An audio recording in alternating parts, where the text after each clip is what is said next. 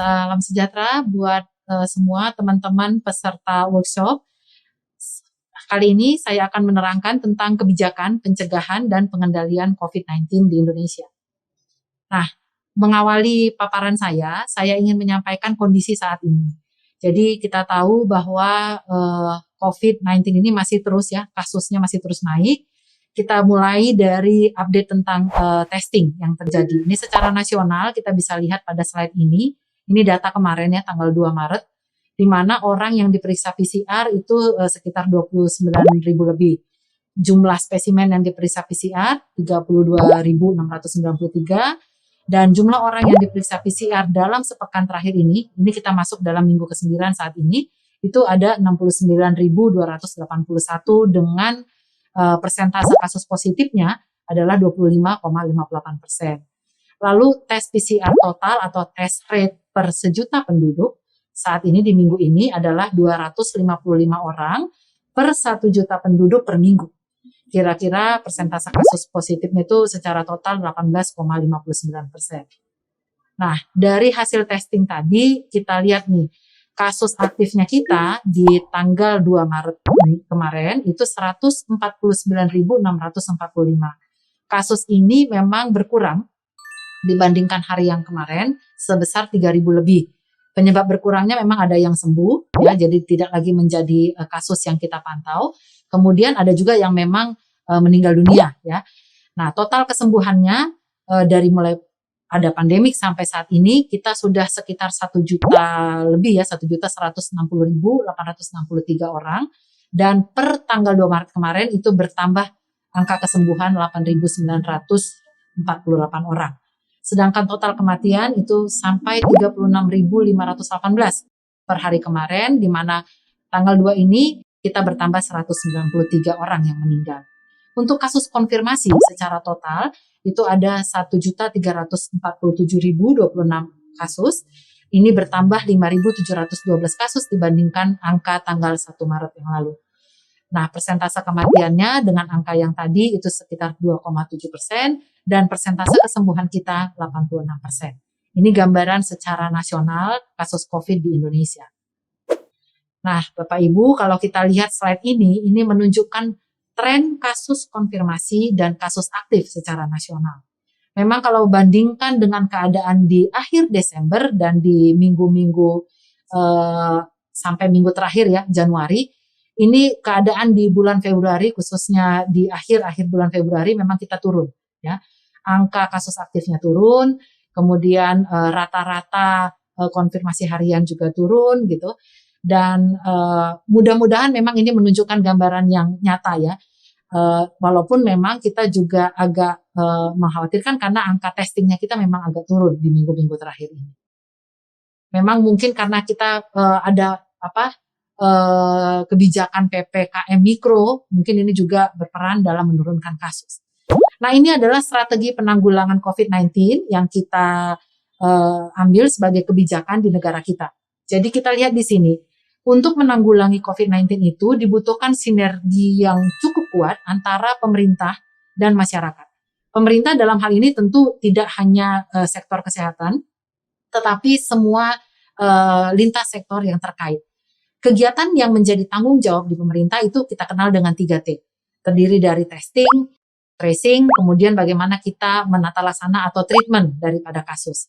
Ini memang kita akui belum optimal. Nanti di slide berikutnya saya akan sampaikan bagaimana sih sebetulnya harusnya melakukan testing, bagaimana harus melakukan tracing dan treatment yang sesuai gitu ya.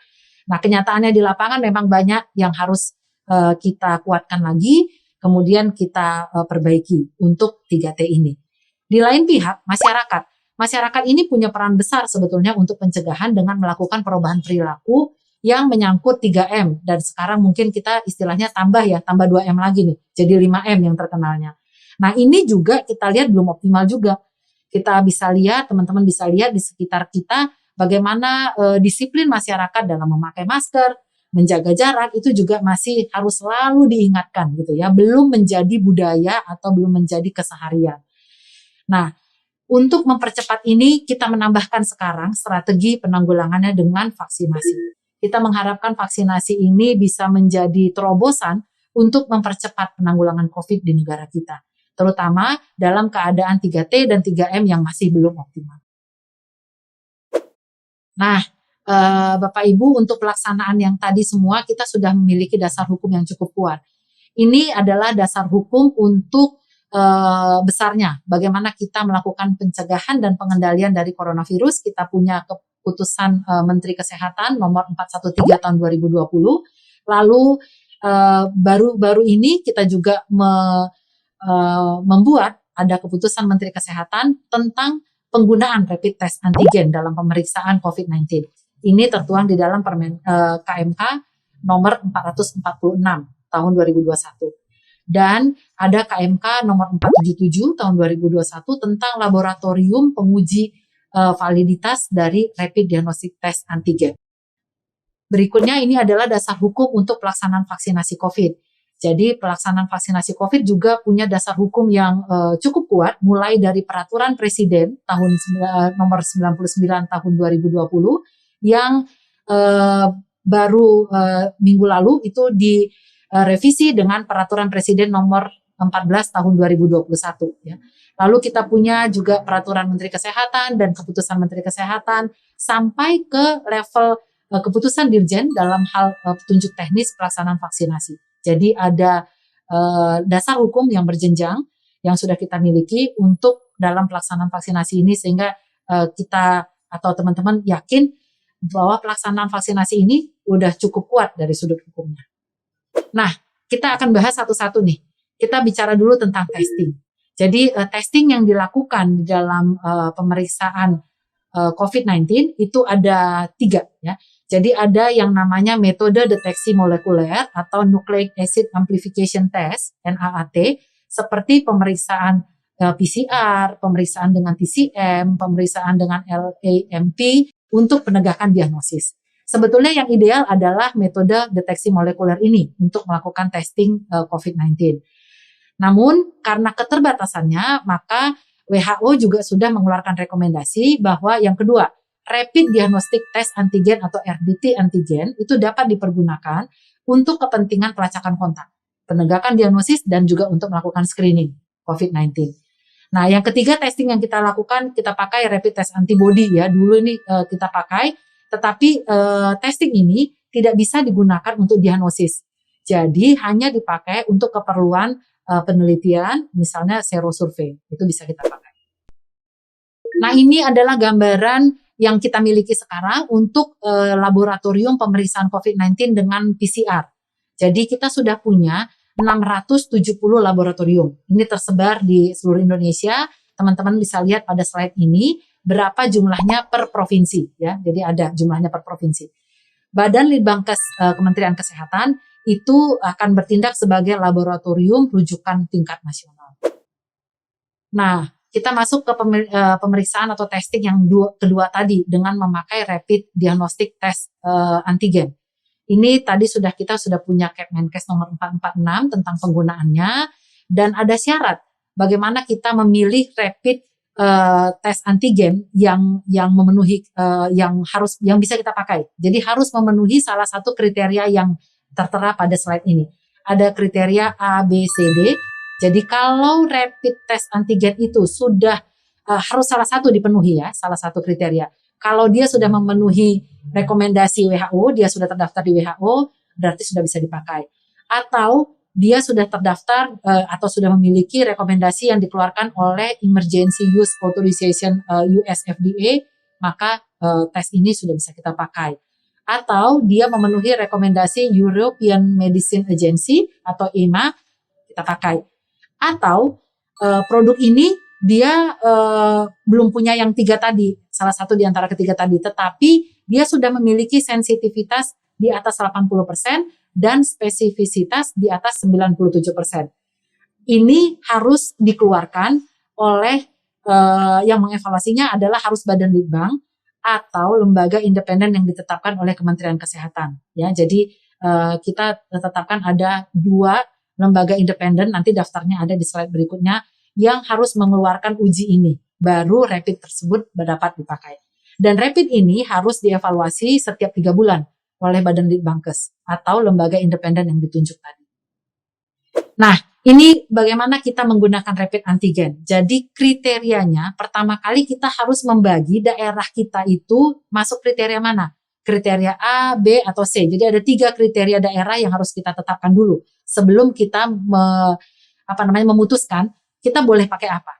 Jadi kriterianya itu dilihat dari akses terhadap pemeriksaan NAAT, ya, dihitung mulai dari pengambilan sampel, mulai dilakukan swab sampai sampel itu diterima oleh laboratorium. Itu makan waktu berapa lama? Nah, ini kita bagi atas cut off point-nya itu 24 jam ya. Jadi ada yang lebih 24 jam ke bawah. Kita lihat di row yang pertama, di baris yang pertama, kemudian nanti daerah yang waktu pengirimannya butuh di atas 24 jam itu nanti masuk di row bawah. Kemudian kita melihat indikatornya adalah kecepatan pemeriksaannya. Kecepatan pemeriksaan ini itu dihitung sejak mulai sampel diterima laboratorium sampai hasilnya keluar. Ini kita bagi 3. Jadi ada waktu tunggunya kecil 24 jam ke bawah, atau waktu tunggunya dari mulai di atas 24 jam sampai 48 jam, atau di atas 48 jam. Jadi perlu waktu 2 hari nih baru keluar hasilnya. Nah, itu akan ada pemetaan daerah A untuk daerah yang waktu tunggunya 24 jam ke bawah dan waktu pengirimannya 24 jam ke bawah. Untuk kriteria A ini, pelacakan kontak dan penegakan diagnosis itu hanya dilakukan dengan metode NAAT. Tetapi untuk screening kita masih boleh pakai rapid antigen, ya. Nah, konfirmasinya kalau rapid antigennya nggak boleh langsung jadi konfirmasi untuk daerah A. Harus dikonfirmasi lagi dengan tes NAAT. Kemudian untuk daerah yang waktu tunggunya itu memang pendek. Jadi waktu tunggunya cepat. Jadi artinya kalau tes itu sudah sampai di laboratorium, dalam waktu kurang dari 24 jam, dia sudah keluar hasil. Tetapi waktu mengirimnya, dari mulai sejak diambil sampai tiba di laboratorium, ternyata dia perlu waktu lebih dari 24 jam. Ini masuk ke kriteria B. Jadi kriteria B ini ada 4 nih. Ada yang seperti itu, ada juga yang waktu tunggunya panjang, tetapi waktu mengantarnya pendek. Di bawah 24 jam udah cepet nih, dia sampai ke lab, tetapi labnya ngantrinya panjang. Jadi baru keluar hasilnya antara 24 jam sampai 48 jam. Itu masuk kriteria B. Atau daerahnya ini waktu tunggunya di antara 24 sampai 48 jam dan waktu pengirimannya juga di atas 24 jam. Itu pun masih masuk kriteria B. Satu lagi adalah daerah yang waktu tunggunya lebih dari 48 jam, jadi lebih dari 2 hari, tetapi waktu kirimnya cepat, kecil dari 24 jam. Itu masuk kriteria B. Nah, untuk kriteria B ini, maka pelacakan kontak, penegakan diagnosis, dan screening itu bisa memakai rapid diagnostic test antigen yang dikonfirmasi dengan NAAT. Jadi, pertama kali kita ambil, boleh pakai RDT, tetapi untuk menentukan orang itu positifnya adalah benar-benar positif, harus konfirmasi dengan pemeriksaan NAAT. Lalu untuk kriteria C, itu adalah daerah yang memang serba lama. Jadi ngirimnya lama di atas 24 jam dan waktu tunggu keluar hasilnya juga di atas 48 jam, lebih dari 2 hari. Daerah ini kita nggak usah pakai NAAT karena pasti lama. Jadi pelacakan kontak, penegakan diagnosis, dan screening itu langsung ditegakkan dengan pemeriksaan rapid antigen. Ya. Nah ini dasarnya. Ini alurnya. Jadi yang tadi saya sampaikan, nanti saya nggak usah terlalu detail karena teman-teman bisa baca deh. Nanti kan slide-nya ditinggal ya. Jadi ini adalah alur bagaimana pemeriksaan terhadap seseorang yang diduga suspek atau yang merupakan kontak erat. Caranya adalah seperti ini. Menggunakan rapid test antigen untuk di daerah yang kriteria A. Jadi rapid test antigennya hanya bisa dipakai untuk pemeriksaan orang yang asimptomatik, tidak punya gejala, dan bukan kontak erat. Artinya ini hanya untuk kegiatan screening di kriteria A. Sementara untuk orang yang sudah punya gejala atau suspek dan kontak erat itu tidak bisa karena dia kriteria A. Jadi harus pakai NAAT. Lanjut. Ini untuk B. Tadi yang saya sampaikan, maka di daerah ini boleh dipakai rapid test antigen, tetapi konfirmasinya nanti kita lihat tuh ya di pohonnya di bagannya bahwa konfirmasi tetap pakai NAAT. Nah, untuk yang screening dia bisa pakai rapid antigen. Ini untuk kriteria C. Nah, di sini yang tadi saya sampaikan mungkin lebih jelas bahwa semuanya nanti akan dilakukan melalui rapid test antigen ya. Walau untuk konfirmasi juga tetap pakai rapid test antigen.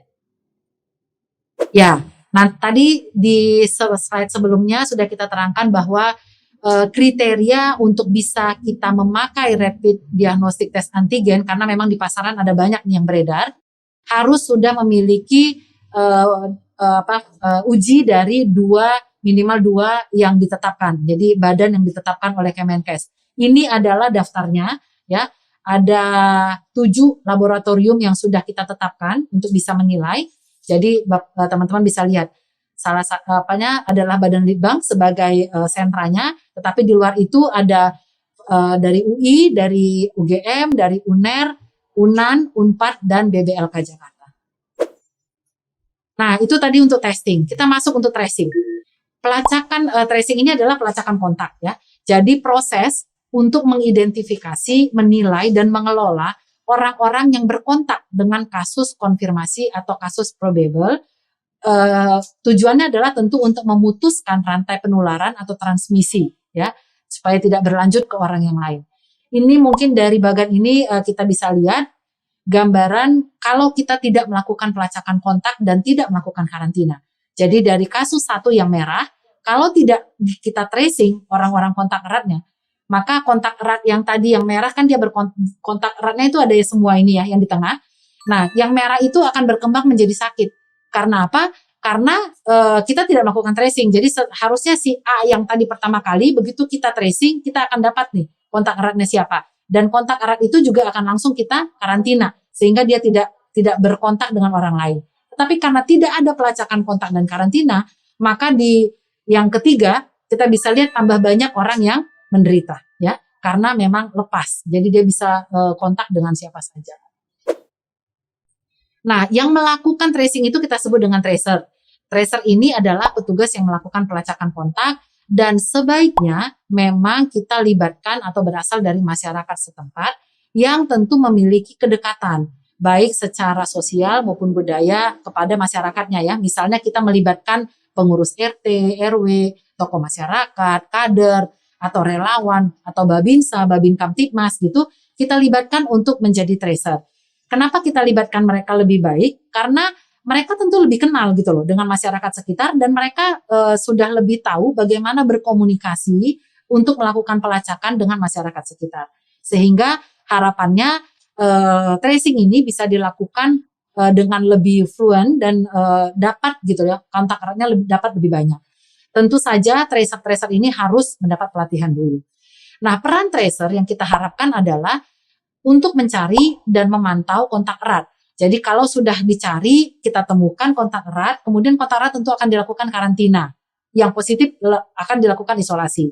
Nah, selama melaksanakan karantina dan isolasi, tentu kontak erat ini harus dipantau. Ini menjadi peran tracer. Lalu peran berikutnya adalah memberikan informasi yang benar tentang COVID-19 itu, termasuk pentingnya pelaksanaan karantina dan isolasi.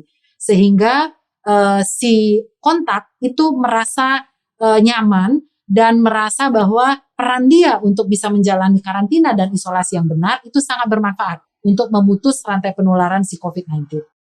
Peran berikutnya adalah memantau kondisi kesehatan orang yang melakukan karantina dan isolasi, ya. Jadi si tracer ini setiap hari diharapkan bisa menanya bagaimana perkembangan kesehatannya, apa yang dialami, apa yang dirasakan, apakah mereka sudah memakan vitamin yang diberikan, misalnya seperti itu.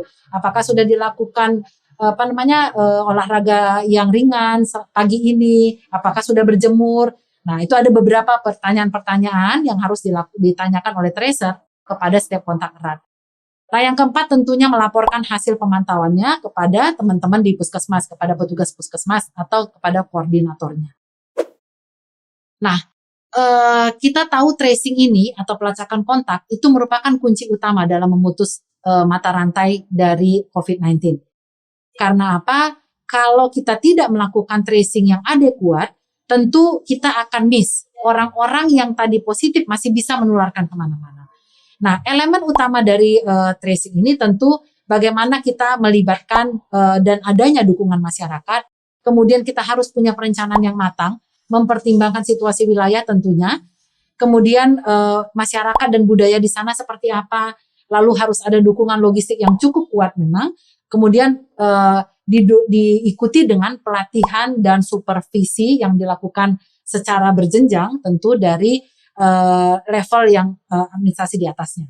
Lalu elemen utama lainnya adalah sistem manajemen dan pelacakan kontak. Tahapan pelaksanaan tracing ini adalah pertama kali kita identifikasi kontaknya, kemudian kita catat detail kontaknya, lalu tindak lanjutnya. Jadi kalau dia diisolasi atau dikarantina tentu ada pemantauan yang dilakukan. Nah, ini indikator yang harus kita nilai dari pelaksanaannya. Yang pertama adalah harusnya lebih dari 80% kasus konfirmasi kita itu harus diidentifikasi kontak eratnya. Jadi kalau kita punya kasus konfirmasi baru, itu sebaiknya harusnya segera dilacak kontak eratnya dan mulai dilakukan karantina dalam waktu kurang dari 72 jam setelah si kasus baru ini dikonfirmasi. Yang berikutnya adalah semua kontak erat yang teridentifikasi itu harus dilakukan pemeriksaan laboratorium, ya. Kemudian indikator berikutnya 80% dari kontak erat itu dari kasus baru yang dipantau ini harus menjalani karantina sampai selesai.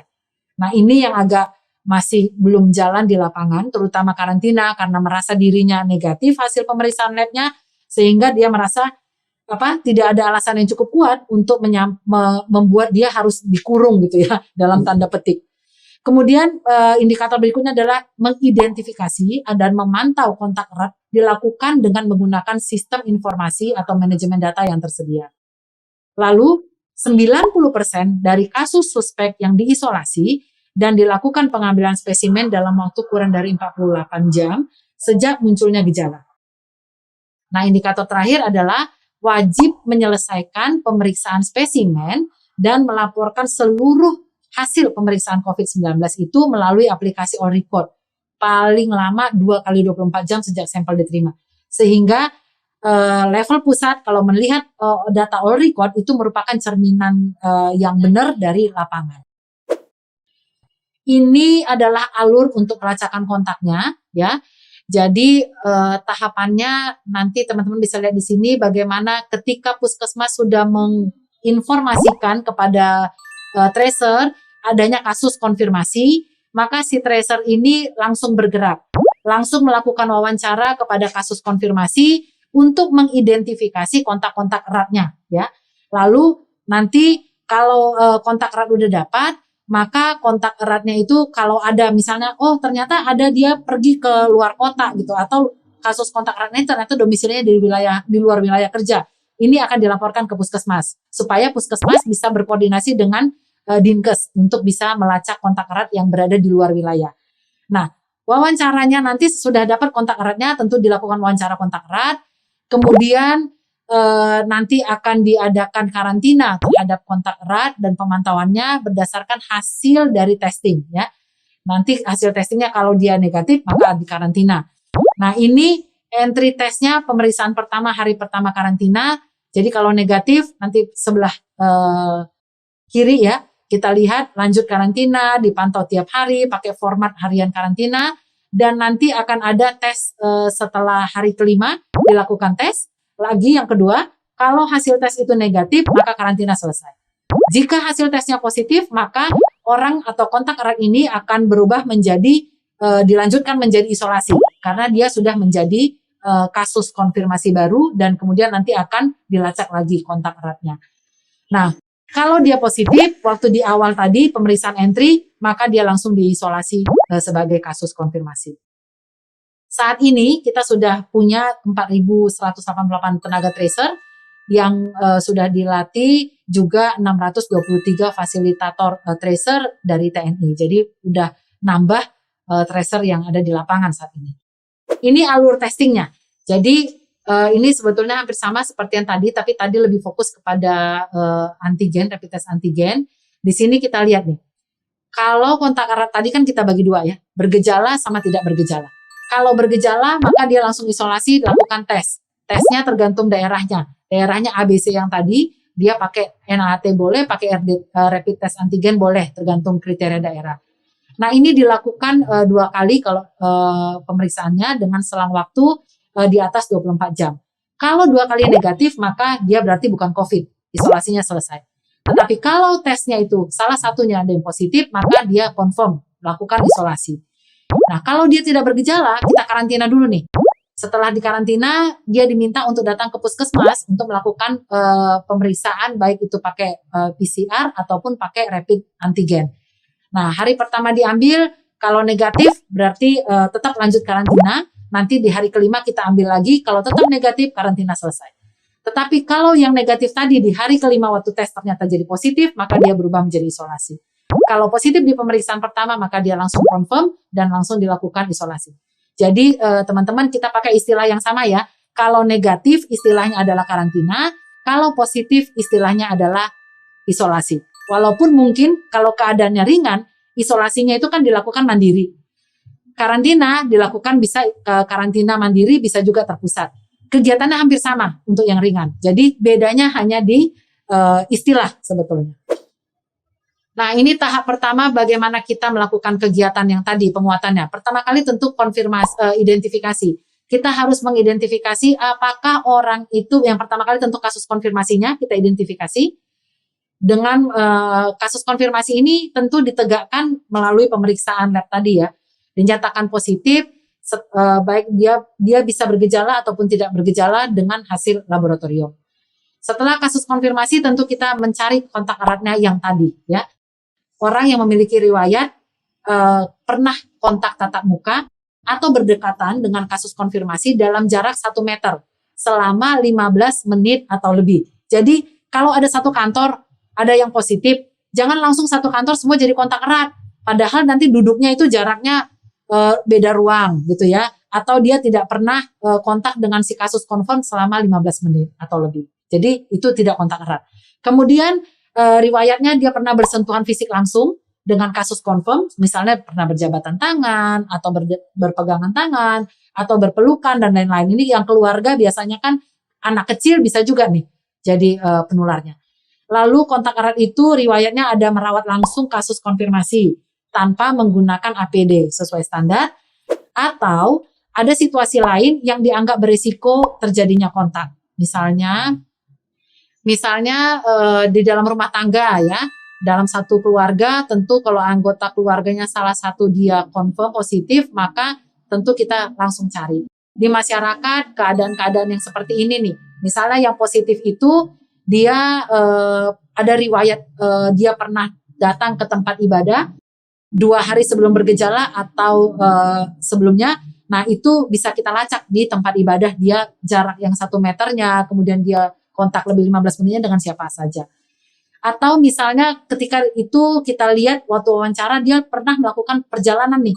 Tentu rekan seperjalanannya itu juga kita kita lakukan pelacakan. Atau si confirm tadi, kasus confirm, dia pernah hadir di pertemuan-pertemuan sosial. Ini juga harus kita lacak. Jadi ini sebetulnya yang mengakibatkan kita bisa menargetkan bisa lebih dari 15 orang kasus atau kontak erat yang kita lacak dari satu kasus konfirmasi. Nah, perhatian khusus itu kita berikan kepada kontak erat yang lanjut usia. Misalnya usianya di atas 60 tahun, ibu hamil, atau orang dengan penyakit-penyakit penyerta. Ini harus kita khususkan dan kita segera laporkan ke puskesmas karena mungkin saja dengan keadaannya dia bisa gejalanya bisa langsung jadi berat. Jadi perhatian khusus kita berikan kepada kontak erat yang mengalami hal-hal ini. Nah ini kalender atau cara kita menentukan siapa sih kontak erat yang harus kita wawancarai ya. Jadi jika kasus konfirmasi itu bergejala, maka tracer atau kita itu harus menanyakan kepada si kasus konfirmasi ini, dia bertemu dengan siapa saja 2 hari sebelum gejala timbul sampai 14 hari setelah bergejala. Misalnya nih orang itu gak langsung kita ketemukan ya, ternyata dia kita temukan baru hari keempat setelah bergejala misalnya, maka itu 2 hari sebelum sampai hari keempat waktu dia kita temukan. Atau bisa jadi kita temukan dia udah 14 hari, ini harus kita wawancarai semuanya. Itu cara menemukan kontak eratnya. Nah, bagaimana untuk kasus konfirmasi yang nggak bergejala? Kalau dia tidak bergejala, maka kita tanyakan dia bertemu siapa saja 2 hari sebelum dia diambil swab dengan hasil yang positif tadi. Itu dia ketemu siapa aja, dia pergi kemana aja, seperti itu sampai 14 hari setelahnya. Ya, ini yang kita cari kontaknya siapa aja dan kita lakukan wawancara. Nah, setelah kita menemukan tadi identifikasi, kita masuk ke pendataan. Jadi kita akan menghubungi dan wawancara kontak erat. Hasil wawancaranya nanti ada, cara-caranya seperti apa. Nanti semua informasi itu kita catat ya di dalam form 2 namanya. Jadi ada nama, umur, alamat, nomor yang bisa kita hubungi, tanggal kontak terakhir dengan kasus itu kita isi di form 2. Nah, kemudian kita akan menyampaikan kepada kontak erat beberapa pesan. Yang pertama, dia harus melakukan tes ke laboratorium. Yang kedua, sesudah ini dia harus melakukan karantina mandiri. Ya, yang ketiga, bahwa nanti akan dilakukan pemantauan harian. Jadi Bapak, Ibu, kami akan menanya loh setiap hari keadaan Bapak, Ibu. Jadi tolong ya, kalau telepon saya diangkat gitu. Nah, kemudian kita pesankan ke dia agar segera lapor kalau ada muncul gejala. Ya, jika muncul gejala segera lapor karena kita harus melakukan rujukan atau pemeriksaan swab. Ini follow up atau pemantauan yang dilakukan oleh si tracer. Jadi petugas sendiri memang harus cukup sehat dan telah mendapat pelatihan. Kemudian dia harus berkoordinasi dengan tokoh atau pemerintah setempat untuk menghindari adanya stigma dan diskriminasi. Ya, lalu dilakukan supervisi berjenjang dari level di atasnya, Dinkes provinsi, Dinkes kabupaten kota, puskesmas bisa melakukan memonitor apa yang dilakukan tracer di lapangan untuk makin memperkuat atau meningkatkan performance daripada si tracer. Nah, kemudian si tracer ini akan mengisi laporannya di dalam form pemantauan, di dalam monitoring harian, dan juga dia akan melakukan pemeriksaan lab jika si kontak itu mulai muncul gejala. Ya. Nah, setelah kita melakukan tracing, tadi ya, istilah karantina dan isolasi. Nah, ini harus kita lakukan sebagai follow up dari hasil tracing kita. Karantina itu adalah kegiatan pemisahan kontak erat yang belum bergejala dan pemantauannya dilakukan oleh tracer. Nah, sementara isolasi itu adalah kegiatan memisahkan kontak erat yang sudah bergejala atau kasus konfirmasi COVID-19 dari orang lain. Kemudian pemantauan isolasi itu dilakukan oleh tracer kalau keadaannya masih tidak bergejala atau mungkin dia hanya punya gejala ringan. Dan juga harus dipantau terus oleh petugas kesehatan. Jadi bedanya kalau yang isolasi memang harus ada pemantauan oleh petugas kesehatan. Karantina atau isolasi itu dilakukan untuk menjaga orang-orang di sekitar kita tidak tertular. Dan kita memudahkan si tracer dan petugas kesehatan untuk melakukan pemantauan kesehatan orang yang di karantina atau di isolasi ini. Kalau kita lihat yang itu hampir sama tadi bagannya dengan bagan yang sebelumnya ya. Jadi harapannya kalau kita lakukan isolasi di yang bawah nih, teman-teman bisa lihat yang merah itu tetap satu. Karena dia udah kita isolasi, dia tidak bisa menularkan kepada orang lain. Jadi penularannya berhenti. Nah, tempatnya di mana aja? Nah, kalau orang itu berdasarkan gejalanya. Tadi saya sampaikan kalau dia tidak bergejala atau hanya gejala ringan, maka isolasi atau karantina itu bisa dilakukan di rumah masing-masing kalau syaratnya dipenuhi. Atau bisa dilakukan di fasilitas khusus jika rumah tidak memenuhi syarat. Nah, kalau orangnya sudah bergejala, gejala sedang, maka dikasih dia di refer atau dirujuk kepada rumah sakit yang non-rujukan. Kalau sudah mengalami gejala berat, maka kasus tersebut harus kita rujuk ke rumah sakit rujukan. Daftarnya nanti sudah ada. Nah, ini adalah hal-hal yang perlu diperhatikan dalam penyiapan fasilitas ya. Jadi di rumah seperti apa? Harus ada ventilasi atau aliran udara yang baik. Pencahayaannya juga harus baik dan cukup. Kemudian kamar tidurnya itu harus sendiri, terpisah. Dan kalau dia memang mau bertemu sama anggota keluarga yang lain harus selalu menjaga jarak ya. Jadi nggak boleh dekat. Kemudian harus tersedia fasilitas masker dan sarana cuci tangan atau hand sanitizer yang cukup. Jadi dia harus kerap mencuci tangan. Mencuci tangan, desinfektan, bersihkan permukaan dengan desinfektan secara berkala. Kemudian kita bantu dia untuk melakukan pemantauan harian jika ada timbul gejala terhadap gejala ya. Jadi tiap hari orang ini harus mengukur berapa suhu badannya sekarang, diupayakan dia punya nih temperatur. Kemudian dia harus menyampaikan apa yang dia rasakan sekarang gitu ya. Nah, si orang ini atau si kontak erat ini juga harus selalu berkoordinasi dengan fasilitas layanan kesehatan setempat. Dan anggota keluarga yang merawat atau yang melayaninya itu harus memperhatikan protokol kesehatan. Jadi walaupun dia di rumah, kalau dia anggota keluarganya mau ngasih dia makan gitu ya, itu harus pakai masker. jaraknya harus tetap diperhatikan, dan cuci tangan segera setelah keluar dari tempat yang bersangkutan. Nah, sampah dan cucian itu harus terpisah dari anggota keluarga lain, jadi nggak boleh disatukan ya. Untuk pakaian kotornya itu harus terpisah. Alat makannya juga harus tersendiri, atur menggunakan fasilitas MCK-nya dan physical distancing-nya, menggunakan alat mandi itu harus sendiri. Ini yang harus diperhatikan. Kalau syarat-syarat ini tidak bisa mencukupi, maka ya dia harus kita rujuk ke tempat isolasi atau karantina yang sudah tersedia di situ. Ya, berikut ini kita bisa lihat alur koordinasi dari pelaksanaan pelacakan kontak. Jadi kita bisa lihat secara berjenjang nih, pelaksanaan kita lakukan di level bawah ya, di desa, itu dilakukan oleh aparat-aparat desa, tentu bekerja sama atau di bawah supervisi puskesmas ya. Di sini dilakukan kampanye, pengawasan, kita lakukan tracing maupun testingnya, serta karantina isolasi di sini. Nah nanti tentu akan ada sebelumnya ada pembekalan, ada pelatihan dilakukan oleh jenjang di atasnya. Jadi kabupaten kota melakukan pelatihan untuk puskesmas atau aparat desa, atau sekarang ini dikenal dengan posko desa ya. Lalu provinsi melakukan pembinaan atau sosialisasi dengan kabupaten kota dan puskesmas. Begitu juga pusat ke provinsi atau sampai ke kabupaten. Laporan juga secara berjenjang akan dikirimkan mulai dari level bawah itu sampai ke pusat ya, dan pengawasan juga akan dilakukan seperti itu. Nah ini mungkin penting supaya nanti teman-teman tahu ya, karena sekarang kita sedang melaksanakan PPKM Mikro yang dimana intinya adalah pelaksanaannya di tingkat desa atau kelurahan. Ini peran puskesmas seperti apa dalam pelaksanaan 3T-nya, peran kader, Babinsa, Babin Kamtipmas sebagai pelaksana tracing juga di sini bisa dilihat. Intinya seperti saya tadi sudah ceritakan sebetulnya. Lalu pemerintah desa, kelurahan, masyarakat setempat itu lebih kepada mensupport ya, agar pelaksanaan tracing, isolasi, karantina, testing itu bisa berjalan dengan baik. Nah, kita masuk ke 3T yang terakhir yaitu treatment. Treatment ini dilakukan tentu di vaskes ya. Kalau sudah bergejala dan sedang sampai berat. Kita meningkatkan treatment, kita lakukan dengan menambah rumah sakit rujukan, kita tingkatkan jumlah atau kapasitas tempat tidur, isolasi, dan ICU untuk perawatan pasien COVID. Ini sudah ada surat edarannya. Kemudian bagaimana kita mendirikan rumah sakit darurat atau rumah sakit lapangan untuk bisa segera menindaklanjuti kasus-kasus COVID.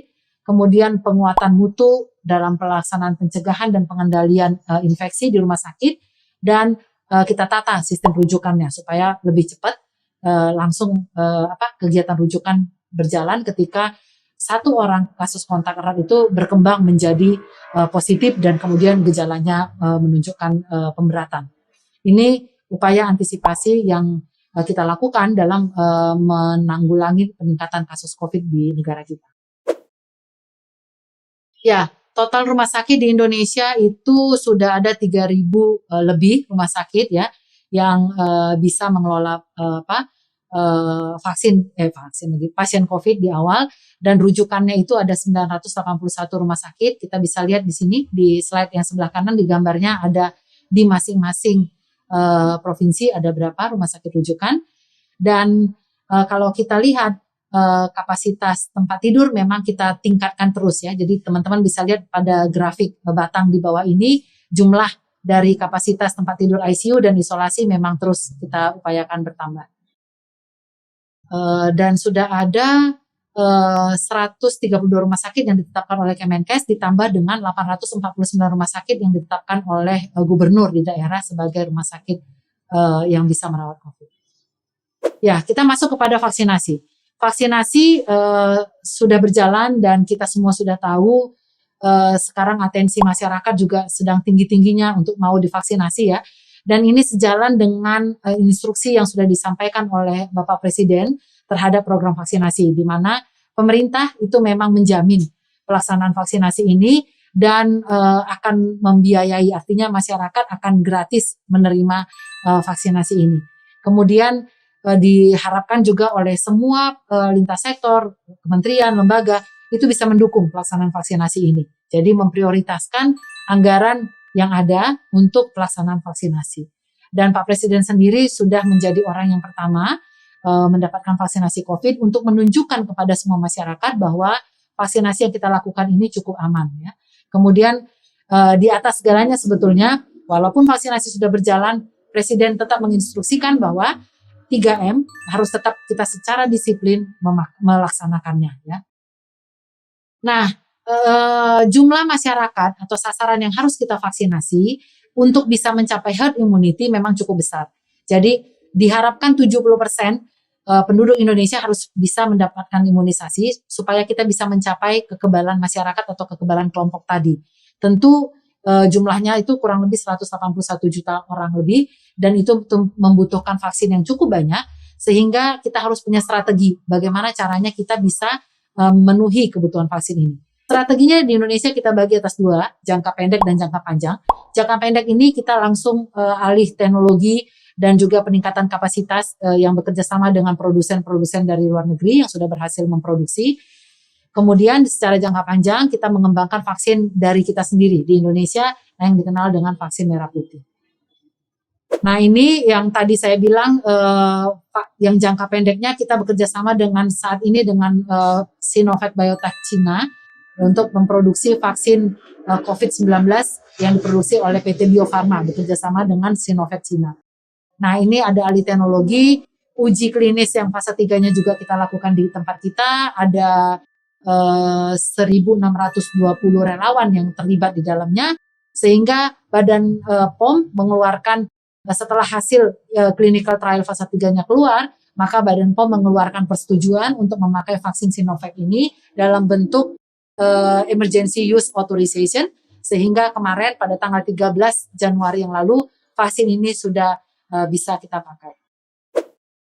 Nah, dalam karena sasaran yang cukup besar yang tadi saya sampaikan 181,5 juta jiwa sasarannya, sementara vaksin itu tersedianya memang bertahap, maka pelaksanaan vaksinasi juga akan kita bagi dalam tahapan. Ada 4 tahapan pelaksanaan vaksinasi. Yang pertama adalah pada petugas kesehatan. Ini karena pentahapannya dibagi berdasarkan tingkat prioritas atau tingkat risiko dari masing-masing kelompok ini. Jadi makin beresiko dia makin duluan dilakukan vaksinasi. Nah, mulai dari petugas kesehatan karena mereka yang paling beresiko, saat ini kita masuk pada tahap 2, yaitu vaksinasi dilakukan kepada petugas publik dan kepada lansia sebagai tingkat risiko berikutnya ya. Dan kemudian nanti kalau sudah selesai diharapkan nanti Mei, ini maaf belum terlalu diupdate ya. Harapannya adalah nanti pelaksanaannya sampai bulan Mei nih, Mei atau awal Juni gitu ya. Kita akan beralih kepada fase 3, tahap 3 kepada masyarakat rentan, yaitu masyarakat yang tinggal di daerah tinggi risiko penularan. Kemudian nanti sesudah itu kita beralih kepada kelompok masyarakat lainnya. Nah, diharapkan memang kita bisa selesaikan vaksinasi ini dalam waktu 1 tahun tadinya. Walaupun di dalam bagan ini kita teman-teman bisa lihat bahwa tadinya awalnya kita berencana sampai ke kuartal pertama tahun 2022. Mungkin itu kali ya untuk vaksinasi. Saya pikir ini yang saya sampaikan adalah mungkin untuk vaksinasi tambahannya adalah mohon semuanya dapat bersabar. Jadi kami berharap bahwa teman-teman ini nanti sebagai agent ya, agent untuk menyampaikan sosialisasi kepada masyarakat karena masyarakat sekarang atensinya kuat untuk vaksinasi. Yakinlah bahwa semua masyarakat akan dapat vaksinasi. Tetapi pentahapan yang tadi saya sampaikan itu menjadi perlu. Jadi harap bersabar, nanti sampai gilirannya dapat kita bersama-sama bisa divaksinasi semua. Mungkin itu yang bisa saya paparkan pada sesi ini. Terima kasih, mohon maaf kalau dalam penyampaiannya ada hal-hal yang kurang berkenan. Semoga bisa membawa manfaat bagi teman-teman semua. Terima kasih. Wassalamualaikum warahmatullahi wabarakatuh.